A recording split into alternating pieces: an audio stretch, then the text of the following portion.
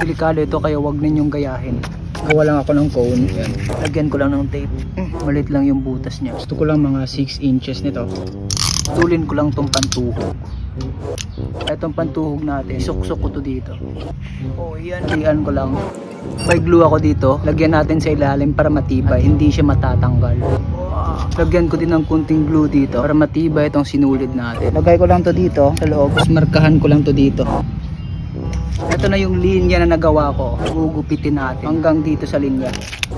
Sakto. First time ko pang nakagawa nitong mataas. Kasi kami noon, ang ginagamit namin ay yung antena ng TV, yung aluminum. Dito natin to ilagay.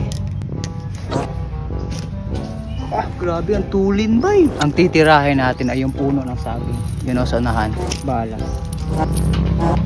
Ah! Target ba? Sakto. Sapul. Galing diba? Pag batang 90s, mahilig yan sa sumunod.